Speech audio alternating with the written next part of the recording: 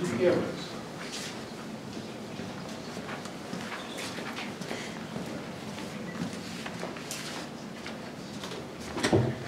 Thank you. Thank you. Okay, that's what we're saying, Paul. Okay, so you all have a copy of the budget I submitted with all its notes. We can save time there. So we get a 60-year history, give or take, maybe a little longer, of funding of the Broderick Library by the town, since it's a public library. And the funding has been as high as $19,908 in 2006. And the history was given out last year, maybe the year before, I don't know, it doesn't really matter. The point is, it's not changing, because the funding's not changing. And I have some additional information just for what it's worth.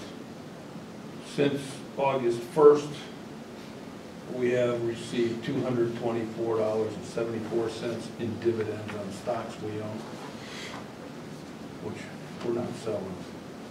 What is the value of the stocks? I don't know, I only worry about the dividends. Ballpark. I have no idea. That sounds like it's probably somewhere around 20 or 25,000. It's some management company that steals fees. Yeah, it could be. Somewhere. Things happen, so, yeah, it could be, I guess. But it's not a lot of money.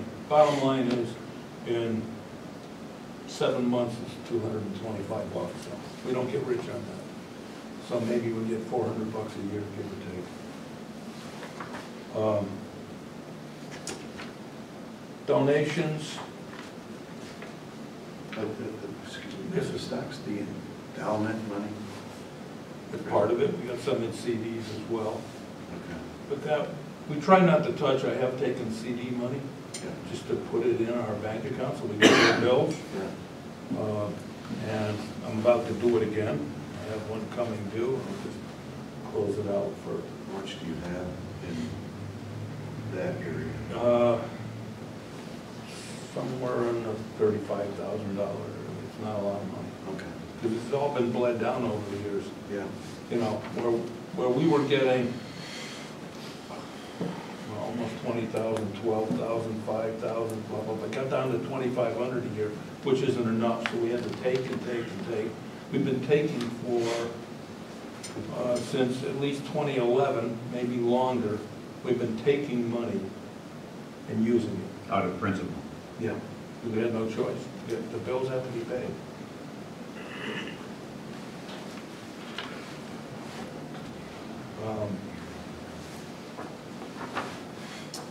Since January of 2017, we brought in $1,662 in donations and a tag sale and a raffle, whatever, you know, we raised that money.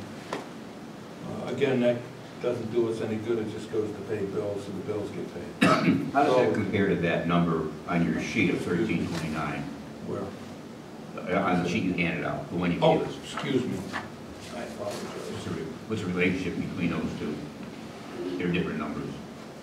Well, that's 2017 income. And what was the Oh. other? I see, okay, because this is up to today, or the 10th of February. So it's just, So, just a there's time, more. just a different time. Yeah, it's a different time frame. Okay. Yeah, exactly correct. So that's correct for the calendar year 2017. We don't have a The number fiscal here is good. Yes. We don't have a fiscal year, we have a calendar year. Hmm? Yeah, so that just gives you some idea of where we are at any given point in time. And we will be continuing with fundraisers. We may be doing some more creative stuff. I'll make the assumption that all of you have seen this, but if you haven't, whoops, sorry. I did, yeah. It's fine, but whether you did or you didn't, you've seen it now, that's an article that was in the paper, and the bottom line is, the subheadline is exactly correct. We're there so people can read books. That's why we're here. We try to do other things, and we do other things. Oh, probably a pretty difficult question to answer. Go ahead. How many people frequent the library on a monthly basis or weekly basis or annual basis? Yeah, exactly. Okay. So that gets to be fun. We do track the numbers. I did not put together the numbers for last year, but we see anywhere from 5 to 20 people in a given day we're open. We also keep track of how many books go out. If children's books go out, we don't worry about the ones that come back. We worry about the ones that go out. If somebody's reading them. The users are mostly kids, mostly older people? There's a lot of older people who don't want to travel. Walk-ins? There's walk-ins, and there's some that just don't want to drive long distances. They don't like the traffic. Mhm. And one of the things we're talking about, if we could find a way to pull it off, is doing a book service to Park Hill, because it's close by. We haven't implemented that because it may take money. We don't have any money. So we're not spending any money we don't absolutely have to. Well, aside from your fundraisers, do you go out and seek money from organizations? For example, the Hartford Institute for Public Giving. Would you try to contact them? You might be eligible for them. They're Understand. That is going to be taking place. It hasn't taken place. When I took over as president, I had a treasurer, and then the treasurer, aged as she was, stopped paying bills, stopped doing things, wasn't depositing money. I'm not criticizing her. It's not fair. She put in a lot of years. And it took a while to catch on what was going wrong. And it took me a couple of months to be able to take that over. And then it took a while to be able to get authorized to write checks, because the bank says, who are you? This goes on and on. These things get so complicated. I had to file 3 years of returns with the Secretary of State because it wasn't getting done. We didn't know it wasn't getting done. Of course, they like everything online. We don't have it online. So you got to get special dispensation to do it on paper, which I never got. They accepted the paper, but they never gave me the authorization to use paper. So here it comes. It's that season again. Another $50 we're going to give to the Secretary of State for no purpose whatsoever I can discern, but file paperwork. But then I got to get permission again. So I got to file a form in writing to a special address to get permission to be able to submit paper. How many people make the Broadbent Library Association? 12. That's going to change. Next month we're having an annual meeting, and I want to get that down to 5 or 6. Around the purge. It's, a lot of people are aging out, and that many people, you never get them together. Why bother? Okay. I think back in the old days, that was a prestige thing. Yeah. And many people are aging out and they're not participating. I don't blame them. They put in a lot of years. I don't see that. And I don't want it to become an obligation, Yeah. as opposed to something you want to do. And I'd much rather have a smaller number that actually participate. Then we got to change our bylaws and file that with the sec. That's another $50. You can't do anything with the Secretary of State without giving them $50. Yeah. And so you do what you have to do, but we've got to change some of our stuff because it doesn't work well. The concern is how do you have a quorum? You can't get people to show up. Yeah. And so, yes, people are going Go on, go to ahead. drop. People are going to drop. We do activities. This is a picture of one of our card-making things. And people do show up to make cards for holidays. And you sell those? No, that's a free thing. We do that for public good. Okay. Okay? It's all done with volunteers. Captain, incoming message. And we don't care. Is that Worf from Star Trek? Oh, yes. So, yeah, well, we're looking to Taylor Energy's gonna come out and look at our heating system. Well, just one comment. Yes, sir.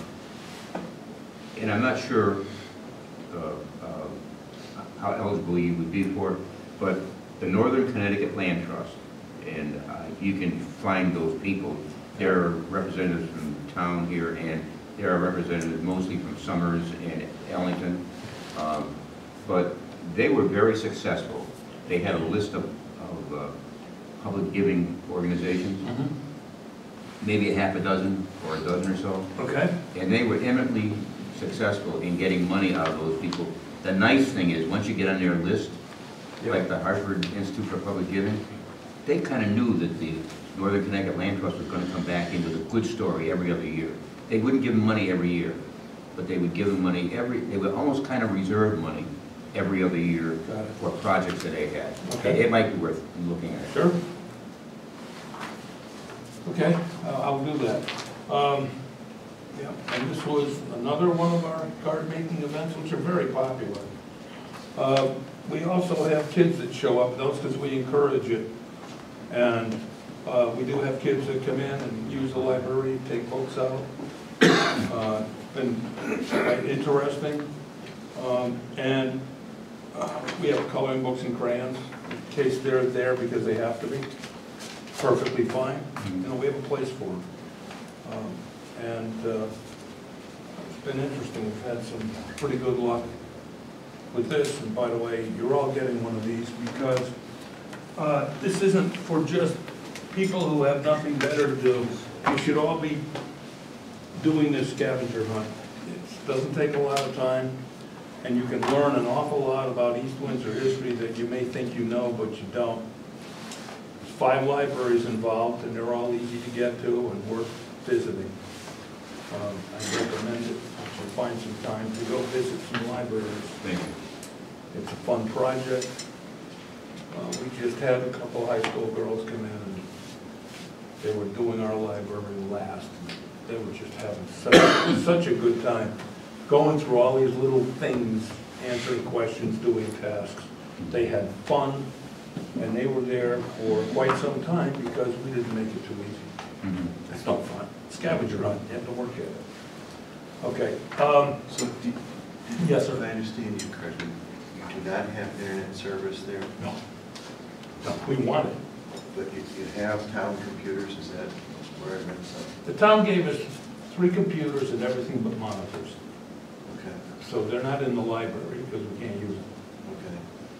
They will be. They're not going to go bad.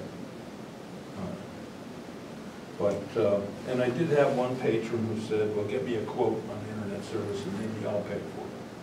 Oh, okay, so I did. Haven't seen the money, haven't seen the commitment. What was the quote? $24 a month.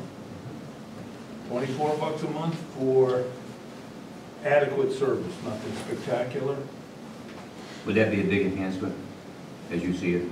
Well, yeah, because we would have Wi-Fi capable. We've had people come in looking to use our Wi-Fi that we don't have, just because they need a place to go. They'll come to us when Warehouse Point's closed for whatever reason, because we're open. We don't close. We only do it when we have to. You know, severe weather, we're going to close because we don't want people getting hurt. The library's open how many days a week? 2. 2 days a week. It's in your book, by the way. The hours, the address, for what it's worth. All the libraries have their hours and addresses in there. So. But we're open, and that's expanded hours from where we were. Okay. The request was you should be open more often, especially on Saturday. Okay, we're open from 10 to 5 on Saturday. Okay. And then on Wednesday? Wednesday from 1 to 6. We stay open till 6 because we have a Girl Scout troop that meets there, and they need that time. They come in at 5. Can you give more volunteers to open other days, like Thursday? Librarians are supposed to be paid. Okay, how much? We used to pay our librarians $7 an hour. That's against the law. Yeah. Here you go. Okay, so, right now, our savings are, we have a volunteer librarian at the moment, because our librarian was out on medical leave, is not gonna be able to come back. And that gave us some savings in that we're not paying workman's comp, we're not paying the wages. However, the hours are being tracked because those are working hours. And you can't just say, oh, good, you work for free, we can ignore you. That's not the way the world works. If you want to open more, there's a lot of costs involved. Electricity, heat, it all costs money. So the more your temperature is up, the more oil you burn, you gotta pay for it. You haven't got a choice, right? Turn the lights on, you're gonna pay for it. I agree with that. I was just thinking you might get more volunteers. I'm not saying you. Oh, no, I appreciate that, but to be open more hours increase the cost. Yeah, so you don't want more, you don't want to. Well, right now, let's see, what has the town contributed in the past 2 years? Nothing. Nothing. Okay, nothing. Okay, we're no different than Warehouse Point Library. Well, but We're a private organization, and they are as well, and they get funded and we don't, and I don't think that's correct. I think agree. that's a big mistake. how much would it cost to, you think, to open another day a week? You open Thursdays from 1 to 6. To pay for power and you get heating and those, if you got a volunteer to come in, how much would? That's a great question. I don't have an answer for that. Okay. I can't answer that. When you increase your use of utilities, you'll get a bill. If you don't increase it, you won't know how much it costs. Apparently, the power company is not very good at billing people, but I don't know. It's the way I hear it in the paper. I did a quick analysis of our overall budget. I used 37 million. And my request of 20,000, the percentage of the budget is 0.05%. If we assume the mill rate of 32, that would cost the taxpayers less than 2 cents per $1,000. My whole thing is zero money is totally unacceptable. You can't give $250,000 to the Warehouse Point Library and take another library that provides the same services on a different scale and say, we don't have to give you anything. That's, Wow. I don't know where you get that. I never could understand it at all. I don't understand it either, but Okay. since you brought up the Warehouse Point Library, can the Warehouse Point Library help you in any way? They operate on a totally different system, hence this article. We don't use library cards, we don't use computers, we don't have penalties. If you bring a book back 3 months late, we only ask you to make a donation. Do it or don't. Thank you very much, we want our book back. Could they loan you books or something? We have books. Yeah, you guys have a pretty nice catalog. We're still cataloging. That's a major project. It was never cataloged. But I mean, It's you're, all gonna be computerized, but yes, we have. We buy books constantly. It's where a lot of our money goes. You have to buy books. We buy them through the right channels so we get library prices, but not always. On occasion, I've been at the library where somebody came in looking for a particular book, and I'll grab my phone, I'll go on Amazon, and I'll see it, and I say, well, you know, it'll be here Saturday. That's it, I bought it. Library pays for it, but we get it. And we do things like this, so we're current on books. Yeah, I'm not saying that. I was asking if they can help and hadn't thought much about it. No, that's fair, but the difficulty has always come in that we operate in two different modes. Well, I was thinking, when just talking to you a moment ago, I thought, well, maybe they could give you something to put on display or something for a month or something. So I'm just, in fact, they'll have to come in and ask for money too, and I realize that. we can ask them, what can you do for the Broadbrook Library? And the one thing I'm not doing here is criticizing what they get. I'm It's not none saying of my that either. business. Yeah. They got their own justifications, I'm not dealing with it. I'm not even studying it. I think they need to do what they need to do. I mean, let's face it, everybody comes here is gonna cry poor, that's our job. Well, Pauline, Yes, sir. it's been been a couple of weeks since I've been to the Broadbrook Library to do anything there. In fact, I was just reflecting on that, and I think it was 1960. And how many people can be in there at one time? You know, that you have seating for, et cetera, that kind of thing. And have you ever been like at capacity? The only time that I know we were at capacity, but we have seating for about 10, Okay. not counting kids. They got their own table. There's 4 chairs for kids. We also have some extra chairs. But people come and go. They don't stay. They don't come for the day. They come Right. to look at books, take books out, bring books back, open books, and other activities and do things. But the only time recently that we were at capacity was the Torchlight Parade. We were a destination because we had hot chocolate and hot cider and cookies and fudge and blah, blah, blah. And a bunch of people came to watch that parade during cold weather from inside. And then they went out when the parade actually got to the library. Part of the 250th anniversary parade, the Broadbrook Library is going to be where the reviewing stand is for that parade. You know, we're getting involved where we can. That's what it's all about. Good stuff. I think so, because it's for people. We're a public library. We're not just a thing. And I think that's what it's all about, the public. And we have a lot of regulars, but we have people that come in as a surprise. And this has been a plus. The scavenger hunt's bringing people in who've never been there. But I do have people coming from Massachusetts and Suffield. They like our library better than their own. Okay, come on down. We do have some things that are unique. Well, if I add up all these numbers in your expense column, Yes, that's where the 20,000 comes from, I right? believe that's correct. Yeah, I look at them and I add in my head and it's something like 20K. Yeah, all right. It should be. Yep. Now, my whole concept on this, putting in a request for the kind of money we're talking about, is based on trying to replace the money we've been bleeding out of what we had. I've got to put money back. If I don't put money back, it's all going to go away eventually. I don't see any entry here for returning money to the principal. No, but then there's entries for things we can't do right now because we don't have the money. So you got internet cost in here. It's not happening, you can't do it, okay? But you're talking future money when you talk the budget. We're talking today. If I do something today, I have to pay for it today. I can't be thinking about what might happen in July. Okay? So I'm not spending casino money. I'm sitting here spending only real money. So there may be things in this budget, it's a budget. I want to do these things, that's what it will cost, that's what I got. That's where a budget comes from.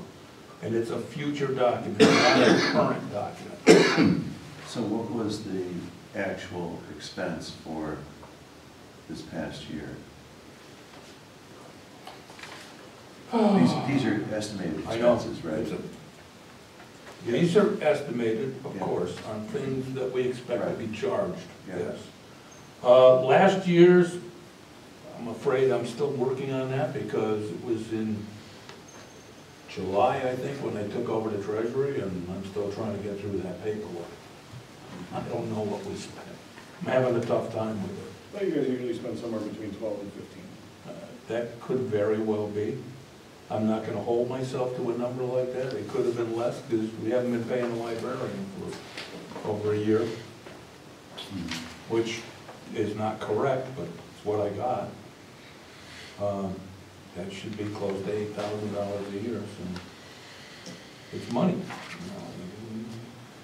Well, after you deal with ordinary expenses, you have a list of, in your notes, Yeah, lots of things of what appear to be, done. capital improvements or Down the road. saving the building, Yeah. like a new roof.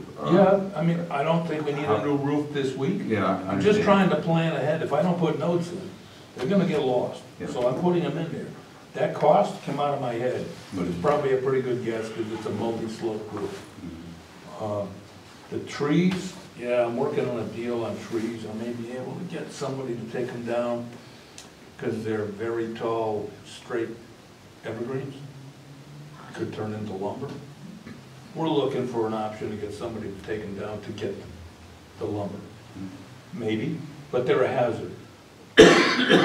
One's dead, that's always a hazard. And the other ones, they're getting so tall, they're 60 to 75 feet high. When the wind blows, they can snap. If they snap, they're gonna go into somebody's roof. I don't want it to be ours, could be the neighbors. But over the years, in the attempt to get rid of the trees, the property owner next door said, no, they're right on the line. Now we got a property owner next door that agrees, but now it's a giant project. When it was simpler, it would have been great. But it isn't, it is what it is. So I have to look at some of these things, trying to say, there we are. We don't want to replace our windows, for example. They're old rattly windows. We don't want to lose those windows. They're part of the building. You put in plastic windows and you destroy what you got. So there are inserts that can go inside the window to get you storm window effect. $2,000 basically for that. I'd love to be able to do that because I'm sure we're wasting oil, which we don't want to. You know, again, just a recommendation or a consideration, you can also buy a shrink wrap that you can put in there, which works Correct. pretty well. Yp. You know, you throw I away every understand. year, Yep. but you literally pay $1.50 for it. Right, I agree. You have to get some carpenter, some friend to build a frame, but once you've done that, you can put that stuff on and take a hairdryer and it Yes. pulls up and it works pretty Right, well. and it helps a lot, no question about it. You want to keep the air from moving around. But these are all major projects, and we got so many that we're just having a good time. Best way I can say it. Well, that's good. There is, this spring, we expect to have a handicap ramp. It's a Boy Scout Eagle project, and it's starting. And it's going to be on the driveway side. We're going to redo the whole entryway, have a nice ramp down to the driveway. It'll be the only entrance, and it'll be covered. That's pretty good. And non-skid when I get done with it, because I've been talking to Rand too, telling them, you know, you're advising them, I'm going to advise you. Here's what I want. See what you can do. So we want it to work, lighted as well. But we want it to work, we want it to work well, because right now, you can't get in with a wheelchair.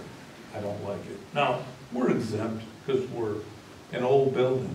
However, that's not good enough. No. More access is better. More access is much better. So that's a project that's happening this spring. Does I know they have the different vans that transport the seniors, Yeah. you know, different places. Is that a destination there? Nope, could be. It'd be nice if it was. I would like it to be, but, well, it's, You talked to Melissa about that? no, because it hasn't been her job. Recent thing. Yeah, it's probably a good So- thing to do that. I probably could, I'm sure she doesn't have much to do, she got another task. But I think bringing it to our attention is a good thing too. That it isn't a destination, and it could be. But the issue in my mind is, without that ramp, I don't know if I want to bring too many seniors here. Yeah. On purpose, you know, because I want everybody to be comfortable, safe. What's the time frame to build that? I can't tell you, it's a Boy Scout Eagle project, so they're working on it locally now, then it has to go to the district, Oh, okay. and then it has to go to national. This is early stage. It's an early stage, but there's sketches and plans, things are being worked on, so it's in process for this spring, that's the intent, is to get it done this spring. Okay. Maybe later springs, but you know what? Once it's done, it's gonna be a giant plus. Yep. Just for safety, if nothing else, for everybody who's coming now, not just everybody who's not. But to me, that's been a big deal. I really get concerned. So that's pretty much where we stand. We are a member of the Chamber of Commerce now. I just did that. Haven't paid for it yet, but haven't got the bill yet, so it's not my problem. If I get a bill, we'll have to pay it. But the key being is, we are a member. And we're hoping that that's gonna get us some ins with some businesses and maybe get some support. And I will tell you that if we had a budget line item in the amount we're looking for, I'm not saying that'll happen, and we started getting in considerable other funding, I would be returning money to the town.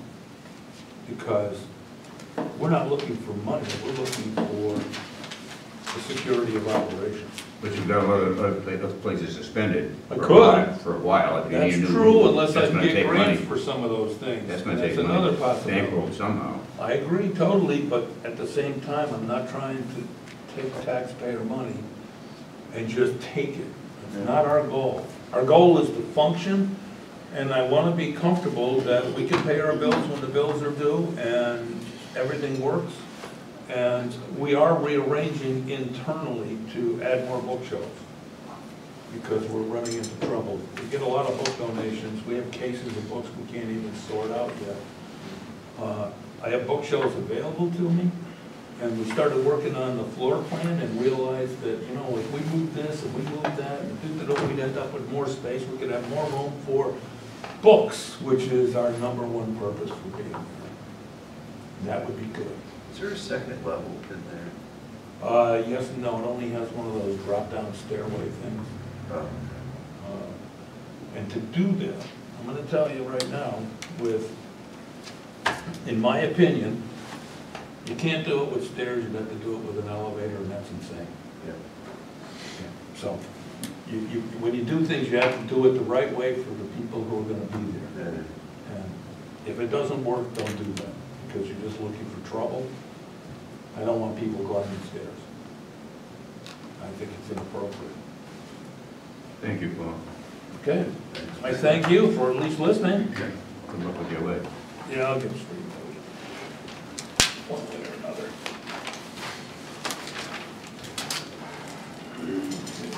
All right. Try to get to where I can.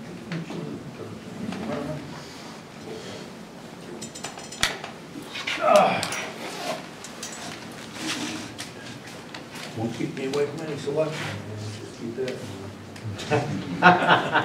He reads Save your well seats. No. Don't use the cane on it. It's a promise.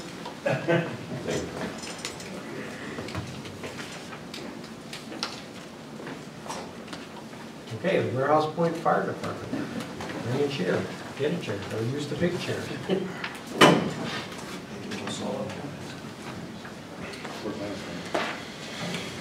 Sit down in the center, because I feel like I'm coming down. Just sit over here. Sit at the head of the table, no problem. Oh, that's your seat, Bob.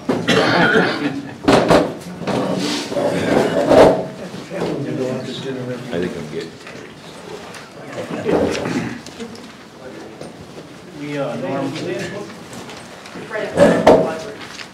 We normally have something prepared for you. I just met with Roger. Since we tried to mirror what they had, I just threw this together. Anything I should? That's something. That's something. Was that under the communities and activities? Yeah. You got enough, Jimmy? I got It's two. right after Russell. I don't know. You got enough? I got two. Yeah. I need another. That was the words. We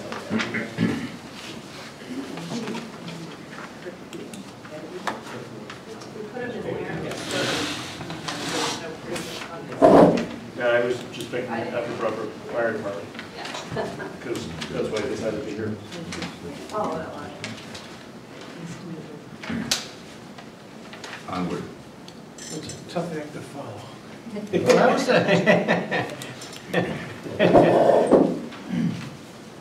I'd like to start down this end and introduce yourself to the commission, to the selectmen. Gentlemen, I think y'all know me, Kirk Monstream. I didn't know you were a commissioner. Yeah. Welcome aboard. Glenn Wall. Vicki Capulet. James Martin, Fire Chief, not Commissioner. Terry Wall, Commissioner. Jim Barton, treasurer. Good. Welcome. It's a little while since we've been here. Yeah, well, welcome to the table. Who wants to start? Well, we have asked to be put back onto the budget for logical reasons, one being that our district comprises pretty much half the town, but they are taxpayers of the town, as well as fire district members. We have been lucky in the last 2 years to have a very fine working budget, but because of the situation, and I'm sure you're all aware of, our district taxpayers are being taxed twice. It's unfair to them to do that. And so we came with asking that we be put back into the budget so we can balance the expenses that Broderick has against Warehouse Point and Bushwick. Would you eliminate the tax? No, So and we couldn't do that. Not in keeping with our budget request. We have matched Broadbrooks for the ease of being able to present this to you.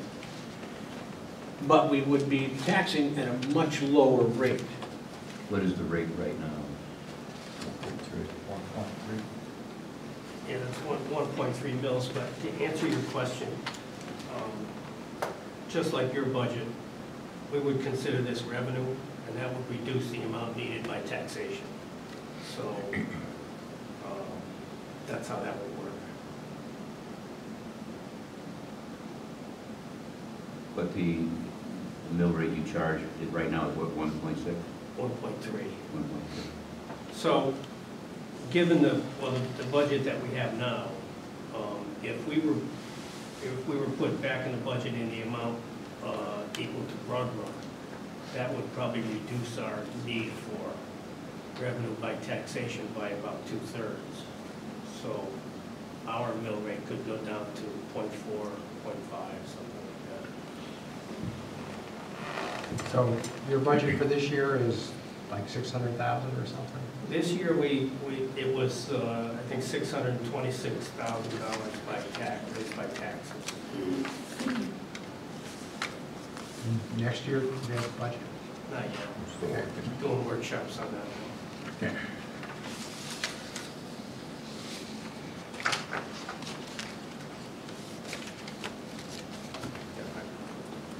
Anybody want me to give the history? Can I ask a question before Yeah. we get a short? Okay. In this number, 432, and whatever your tax rate is, you're saying it's about, you'll reduce it by about 2/3. You don't show any income in this.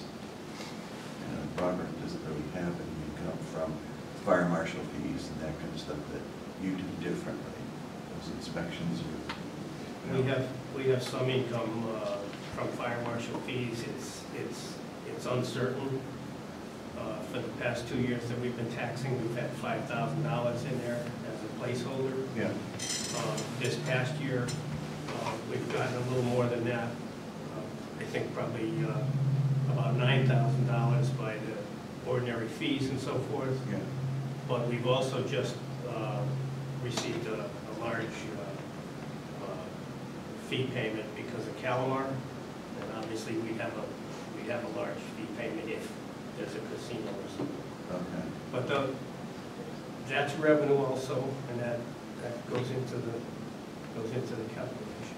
Is that included in your guesstimates to this number, 432? This number is really just to match Broadbrook. what we're asking for. What's currently happening is the district taxpayers pay town tax, which funds the Broadbrook Fire Department. They also pay fire district tax, which funds the fire department on that side of town. So one remedy to make that fair is just to use whatever is appropriated for Broadbrook and appropriate that for Warehouse Point, so that we only need to tax for the things that we need that are in addition to that because of our buildings or other responsibilities that are district responsibility. The differences that we have between Broadbrook and Warehouse Point is that we own our own buildings. You have your buildings which are funded separately. Ours are into our budget, and it's a sizable one. And over the years, we've had a difficult time trying to maintain our buildings and property. In the last 2 years, we have struggled, and we have, put a whole new driveway system in at Company One. Company One is Bridge Street? Yeah, Company One or Bridge, I'm sorry. And Company Two, we've done some masonry work on the building, and we're in the process of going out to bid hopefully for a new roof.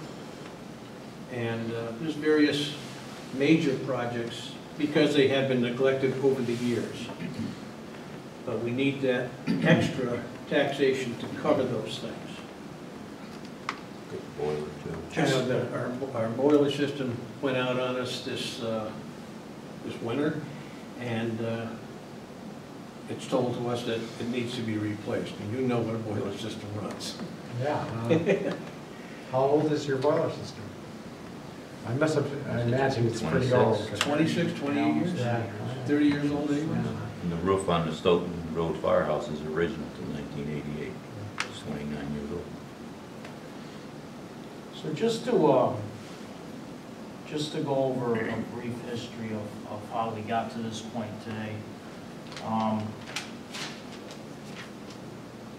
The district was formed in 1911 through the legislature. They taxed up until around 74, 75. And then there was some kind of agreement that we couldn't find anything in writing that the town would take over funding the fire district because of the difference in taxation. A lot of business owners over there are paying separate fire tax, and they wanted to make it all equal. So that worked for a couple years, and then you would get into capital improvement purchases and projects, and because the town does not own the fire district property, it's owned by the district people, they have no legal obligation to make repairs, make capital purchases for the fire district. So after years of coming to capital improvements and getting denied, just quick on the driveway, we've been trying to replace that since I became the fire chief back in 2005. So it's been several years, and finally it just needed to be done. We would have to use some of our operating money to make repairs to the driveway, because that was the only funding we got was from the town. That did not go over well at that point. No. Because, and I'm going to just interject here, they had put a request for the driveway upgrade into CIP, had been denied it by CIP, and then used operating funding to cover the repair. And that started the whole shitstorm downhill. Well, it had to be a huge safety factor, the kind of thing. It all came down to the weighting of the material I mean, and you changing got weights of trucks over the course of 40 85,000-pound years. ladder You know, truck. there's plenty of there. I mean, there's an argument to be made for why it was a necessary thing, but it was the process that both sides got very disjointed about. Right, so 2012, we're at the capital improvement hearing again, and this town, the town went out and got a legal opinion on district-owned property, and it was the legal opinion that the town has no legal obligation to fund any of the projects. So therefore, we moved on, and we met with the previous administration, and one of the years following that, I think it was the year right after that, the district received a letter that the budget process was going to be changing, and that the town was going to be taking over all the district expenses. So that can't work because we're a separate entity. So that, we have our own treasurer, we have our own board of commissioners. So we ended up in a little legal back and forth with the town, and we had our own attorney, and it was ironed out that, we're gonna get the lump sum and we're gonna take care of paying our own bills. We weren't gonna bring our electricity bill to the town hall, and the town treasurer wasn't gonna pay it. It's in our Which is charter. the process that Broadbrook uses. Right. The intention was to streamline things.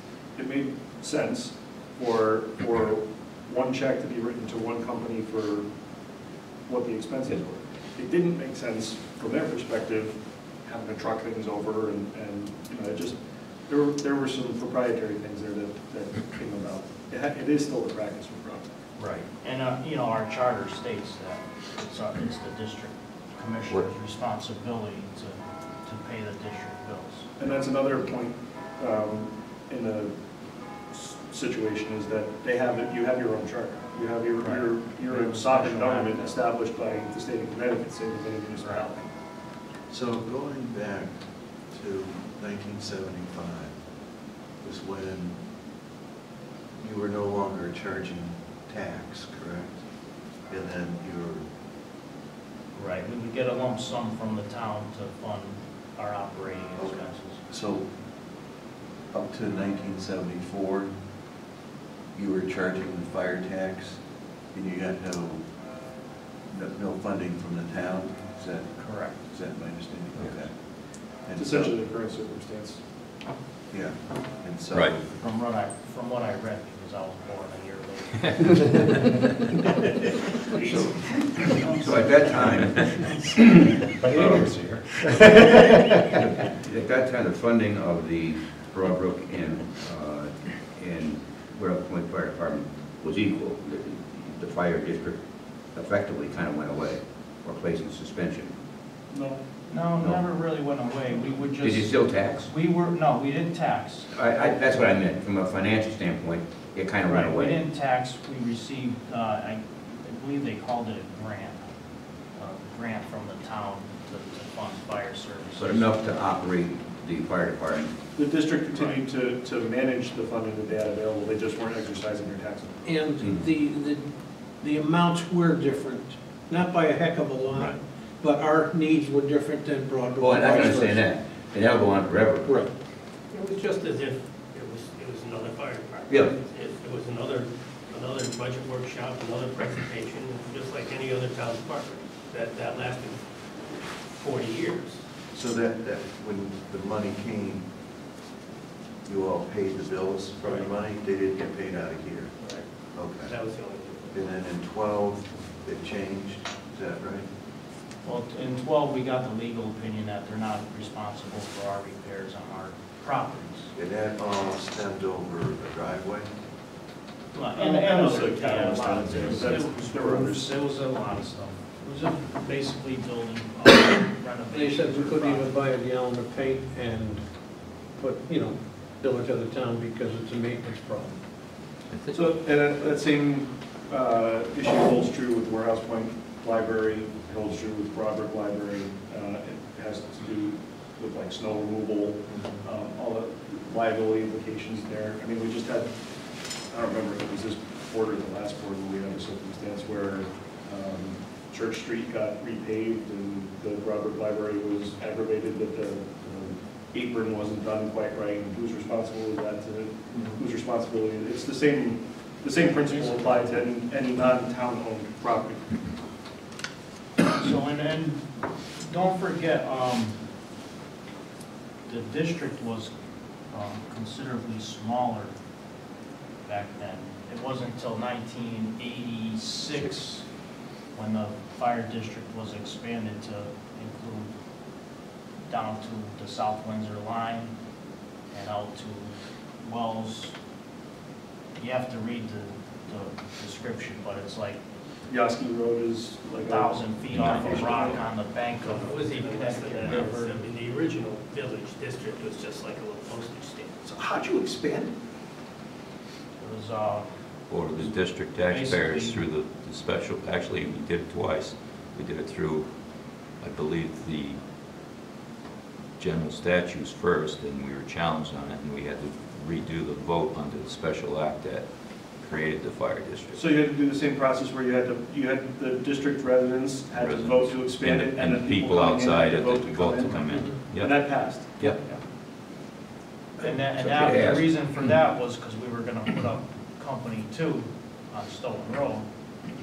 And the rule was you couldn't house district property out of the district. So you needed to make District 2 or We some didn't roads expand. become part of the district. Right. And that was all the area that the fire department We had covered covered it forever anyway. anyway. Yes. Just, You must have this historical information someplace, just from my edification and better understanding. You have something written down that I can look at that has these dates and, you know, and frankly, the reason for forming the fire district, which kind of leads to a more fundamental question. Why the fire district? Why don't we just literally eliminate that and treat the Warehouse Point Fire Department just as we do the Broadbrook Fire Department and make them town entities? Is there any benefit? We can't afford it. Huh? We can't afford It's it. as simple as that. So the best solution would be to, and this was one of the ones that's outlined in the options memo, the best solution would be to expand the Warehouse Point Fire District again to cover the corporate limits of the town. Mhm. But nobody thinks that a vote of that like that would pass.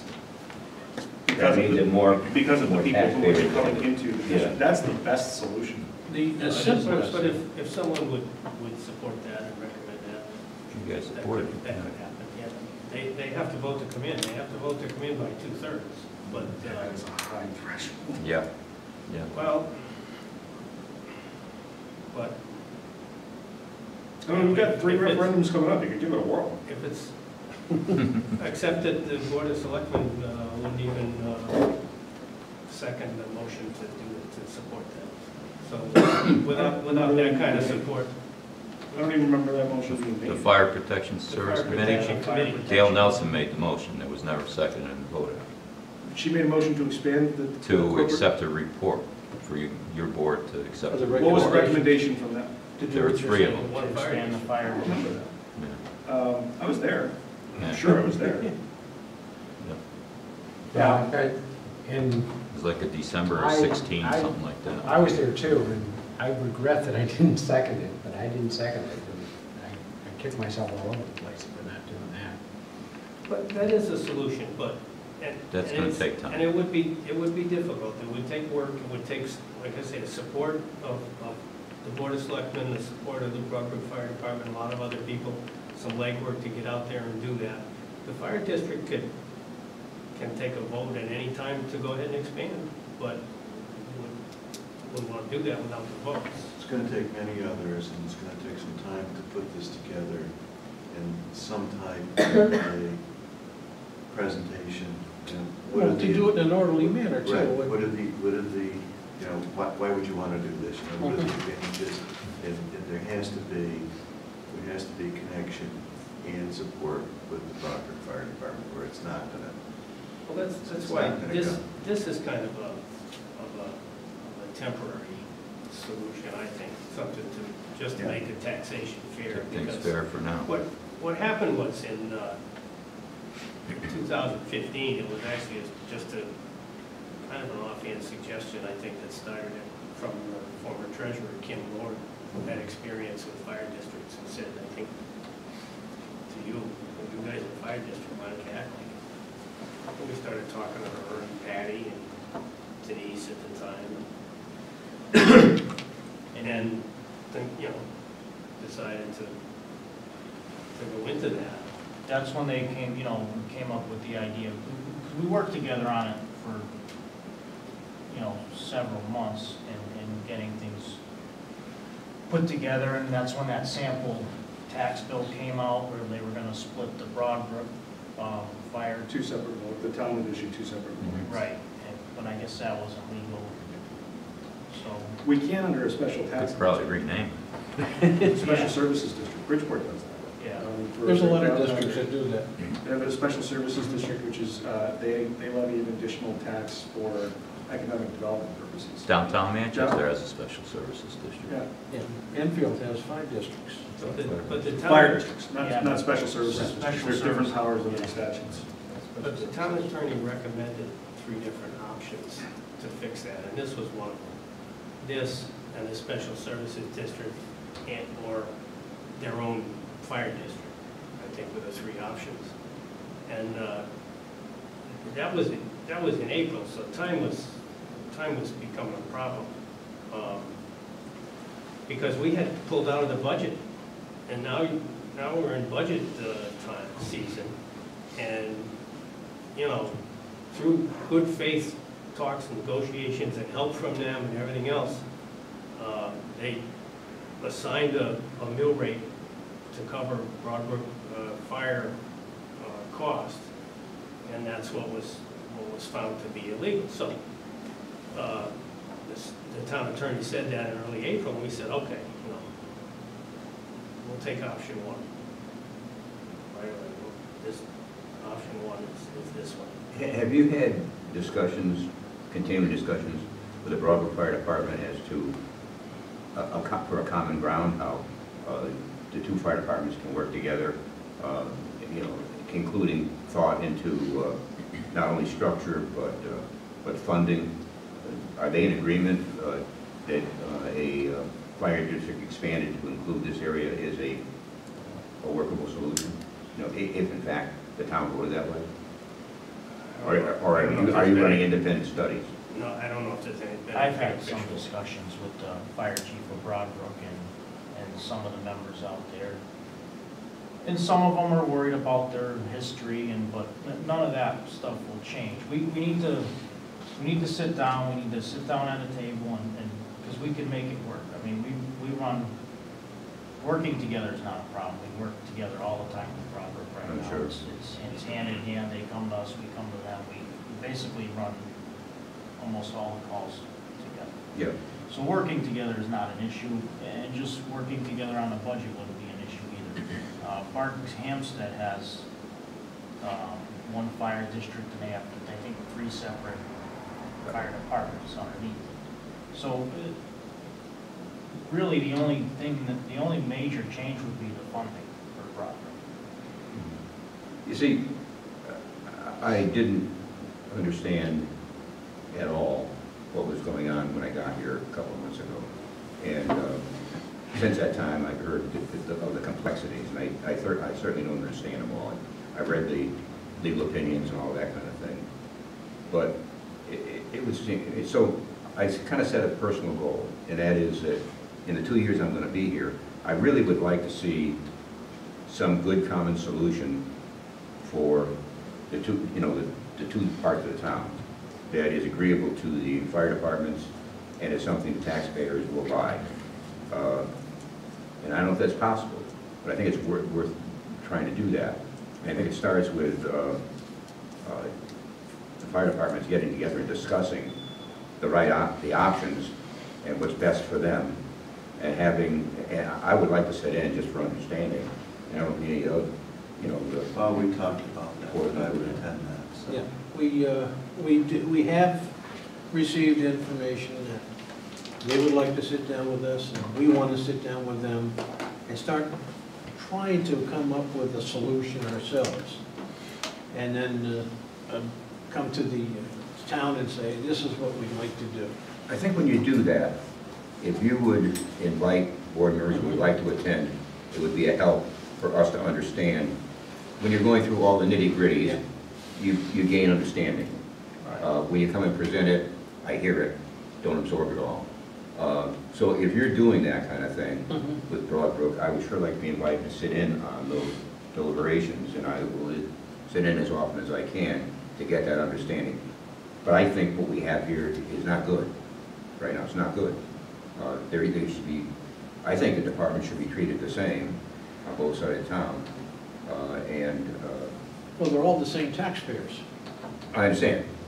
and they all deserve the same coverage, they Yeah, all that's deserve the exactly same right. fees. That's my point. And that's our goal too. Yeah. We want to give them the best service we can give, the best protection we can give, and at the same price for everybody, so it's equitable. Mhm.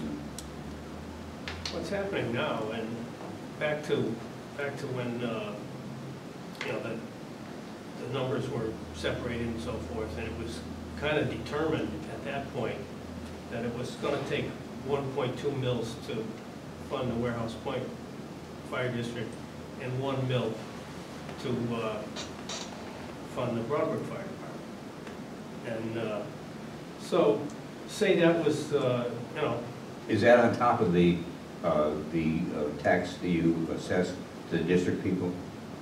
Or is that the total? No, One, no, it's not. No, That's the that is- actual cost. that would have been the tax. okay, that's But- a total all cost. But the cost to operate the Broadbrook Fire Department was pulled out and assigned a tax rate of 1 mil to make it fair. So when that was turned illegal, then it became, say, a fire district resident's paying $150 fire tax. But $100 of their overall town tax, which might be $4,000, is to fund the Broadbrook Fire Department. So the Warehouse Point Fire District taxpayer is paying both of those taxes, and the Broadbrook is. I understand that. The distinction, though, is that to the extent that there is a second tax being levied, it's the district that is the second tax. Right. Mm. And that comes back to the sovereignty argument, that the town levies a tax for services that are provided by the town. Flat, universal across the board to everybody. To the extent that there is an additional tax, it's the other sovereign government that is levying that second tax. Right.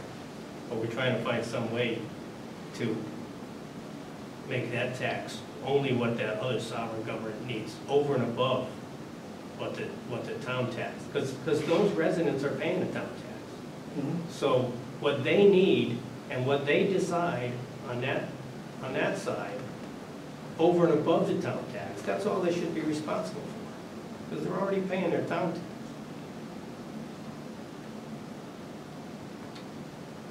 All right.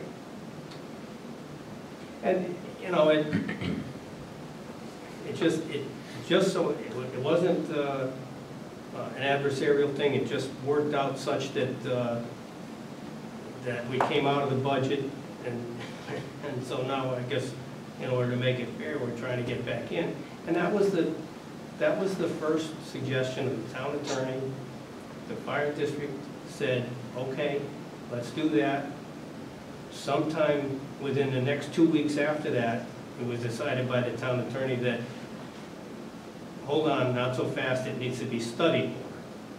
Because there was some insinuation that the fire district was going to reap some windfall, which is not the case, because as I said, our need for taxation would diminish by that revenue coming in.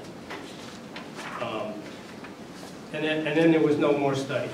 After it was said that needed to be studied, it wasn't. You didn't hear any more after that? Well, that was what the commission was, not the commission, Study? with the group. Well, yeah, there- What was that thing? What happened was, Fire protection. yeah, I'll just say that exactly as you stated, that it was April, and here we are in February, so a couple months now, the convention had already they had already been taken out of the budget, and the board went by the Board of Selectmen, and it was now in the Board of Finance, and they were looking at a budget that had $4,000 less, $400,000 less in it. And, oh, this is great, because they didn't have a budget problem. And then we found out the legal opinion, and so that was a dilemma. And when it was pushed out to study, it never got resolved, and they virtually, we forced them to tax, in a sense the town forced them to tax, because they had to fund their fire department, and we weren't giving them the money. And then, when that happened, then in July 1st, or that shortly thereafter, we did form a committee to study this, because we realized it was a problem. And on the committee, there were 2 representatives of each fire department, 2 selectmen members, a Board of Finance member, and 2 members at large. And at the end, we voted to 8-1 to have and all the fire departments voted to make one big district. And that came to the Board of Selectmen, and as they said, it never got beyond that. And we never accepted the report, it just died there. But we did study this. So the fire departments that were there, that were representatives from both? Yes. And they were in agreement to do that? Right. But that doesn't diminish what Andy said. I think it would be very good if we could do this exercise again with the fire departments. No, I understand, but if they were in agreement, you know, why wasn't it adopted that everybody wanted to do that? There were a couple of selectmen that felt that they didn't want that.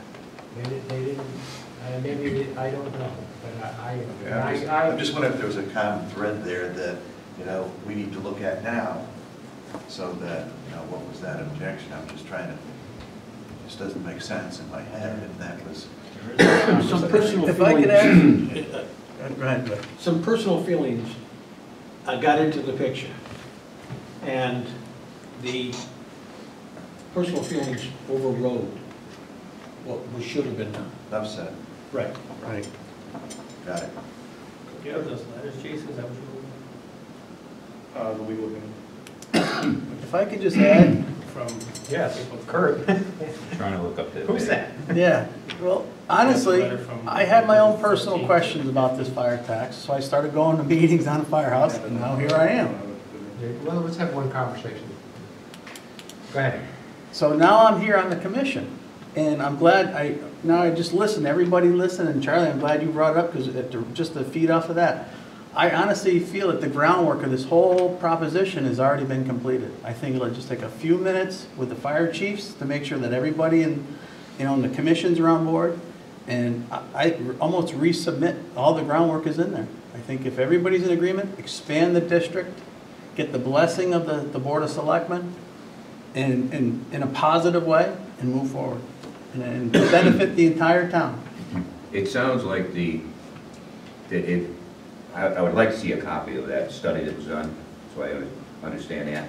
But it sounds like that it wouldn't take much more to go back and review it at this point in time, as Kurt was saying. And No, I mean, we would review it. We would actually put a presentation together, PowerPoint, you know, so we have everything spelled out, so everybody would understand how things would work and how it would impact the taxpayers and how it would be, you know, it's a positive way to solve this issue.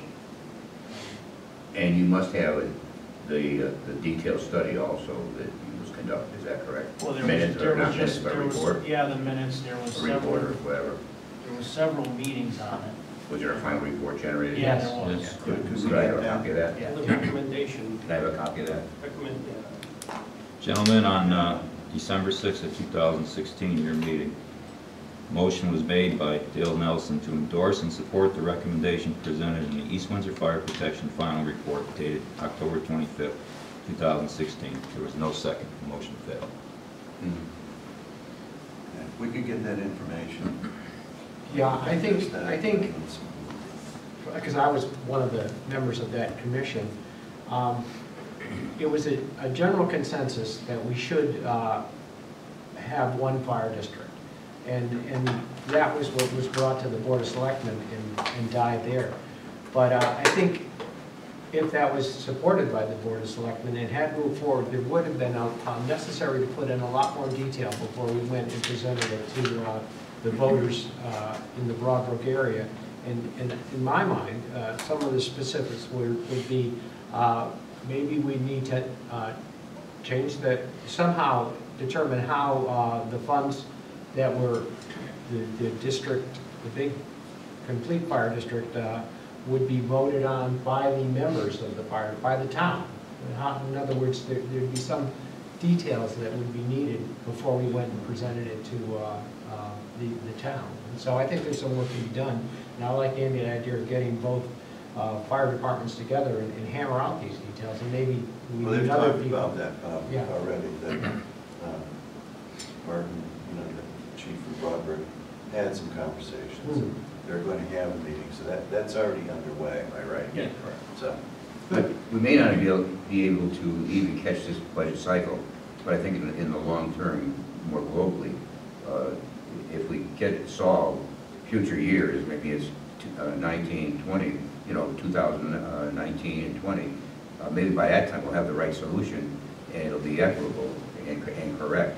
So we should really start on that, whether we catch this cycle or not. I really don't think that's the big issue. The big issue is getting at the problem and making sure it goes away so that we aren't here with these, with a discussion Well, it's an another issue- 2 or it's an 3 and 4 or issue 5 for our years. taxpayers. It's an issue for our taxpayers. They've been double taxed for 2 years in a row now.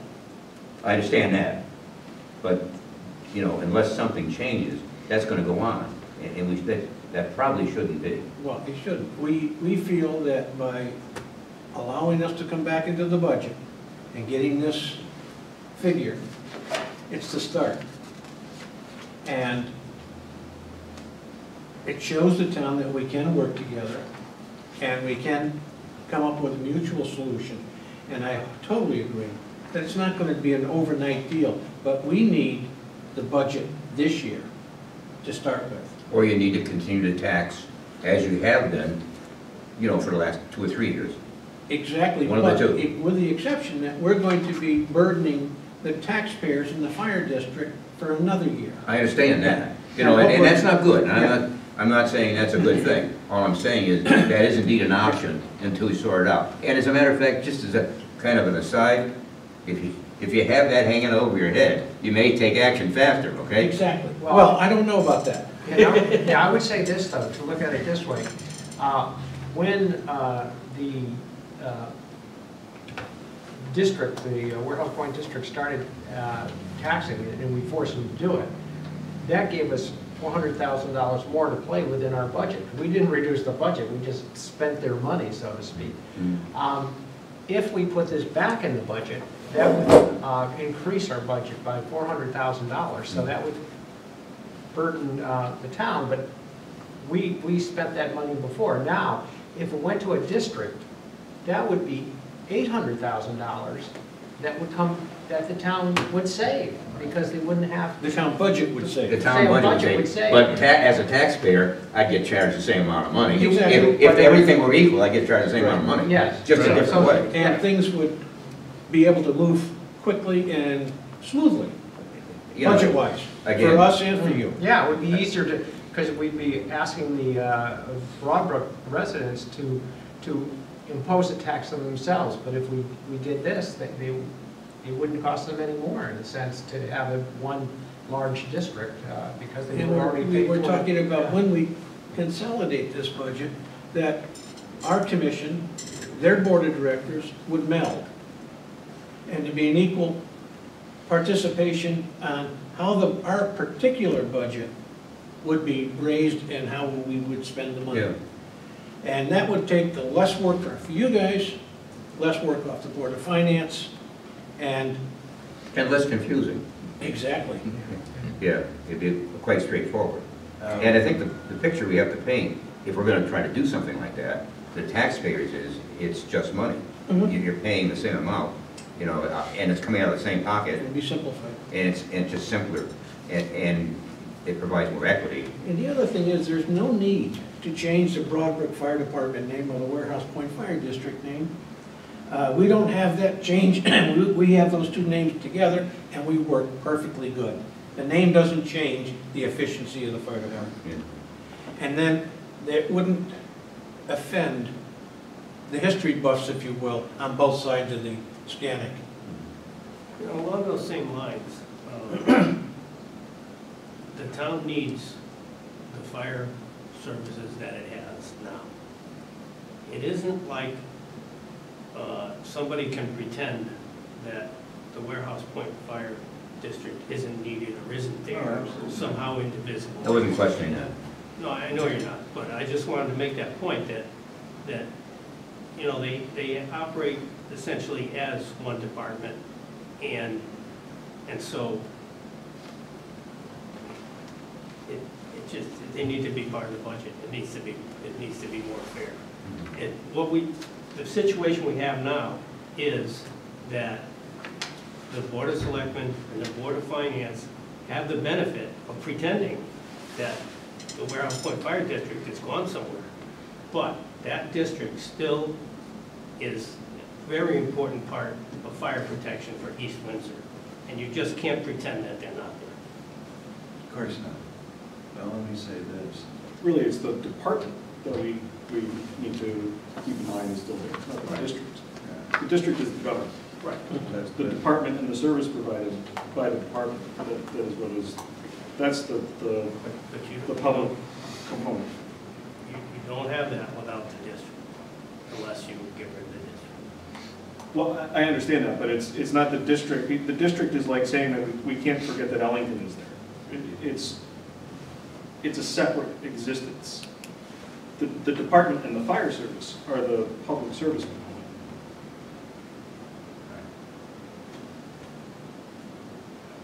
I agree with you, but listen, guys, now if it was me doing the quick math here, you know, I might be waiting until after the casino is all done. And I was you guys, I'd be driving out of here like Dale Earnhardt Jr. Because you're gonna get a couple $100,000 in tax on that.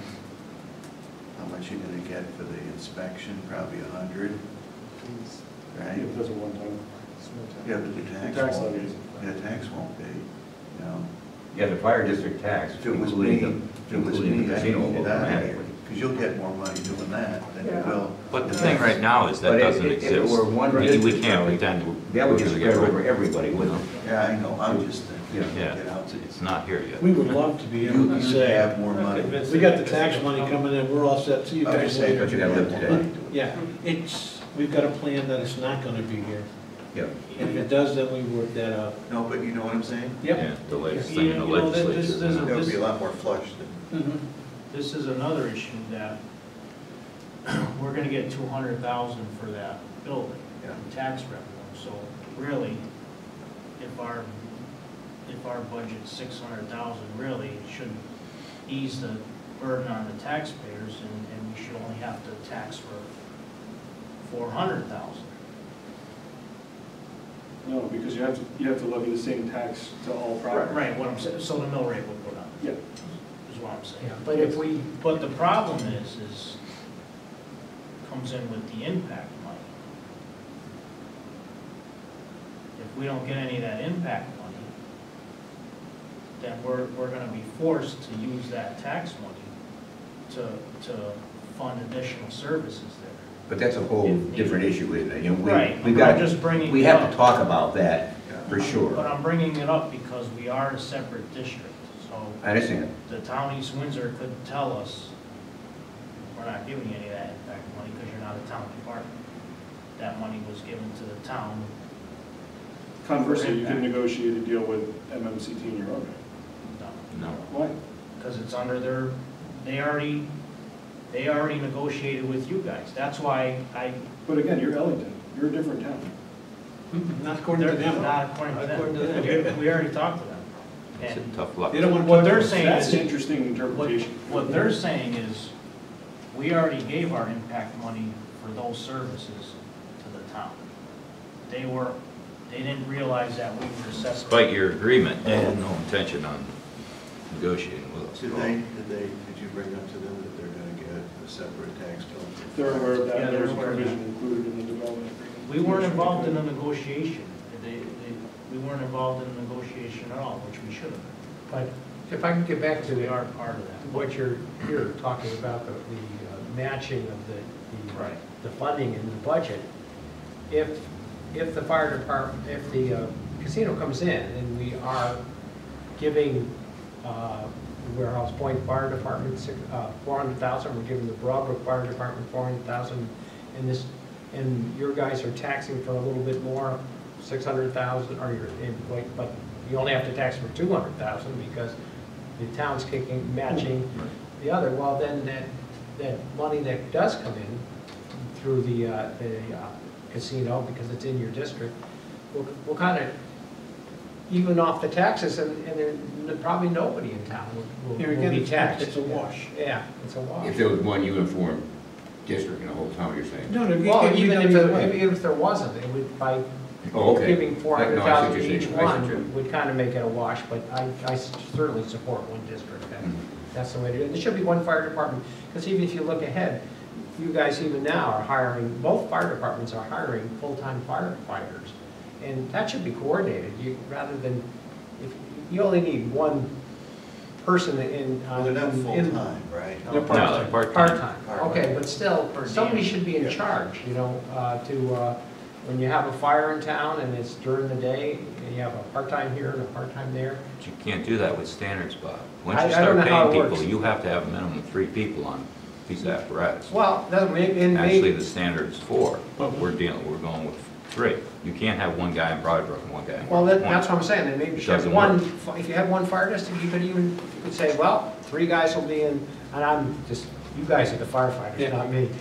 You could say we'll have three guys in Warehouse Point for 3 days a week, and 3 guys, the same Well, that- guys go up to the other fire We had house. thought of that Yeah. before, and we felt that it's not gonna work out because it's just gonna slow the response time down for the area of the town that doesn't have the extra manpower. Okay, And right now, we're doing 4 to 7 minute response time, which is fantastic during the day. We're happy with that.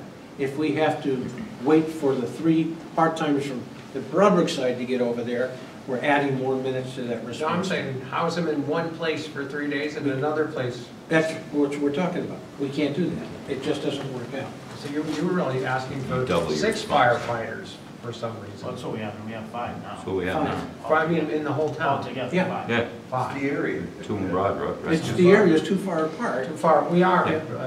geographically And spread out town. we Yeah. need the coverage on both sides. Yeah, As soon as the first truck responds into Broadbrook, from Broadbrook, they start up there's fire attack system, and ours is a backup, and vice versa.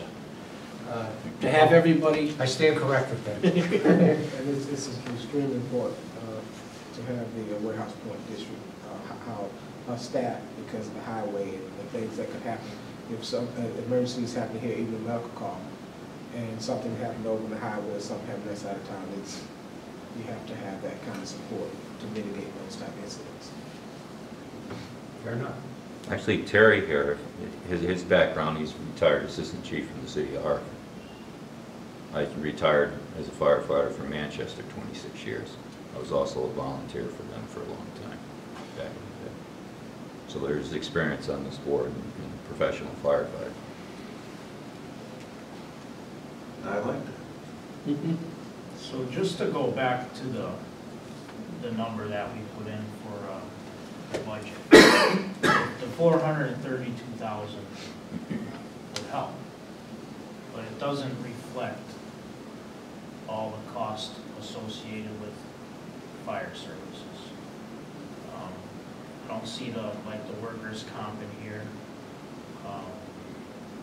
The fire marshal expense is not in here, which are other expenses that the district obviously pays, which isn't reflected in this number.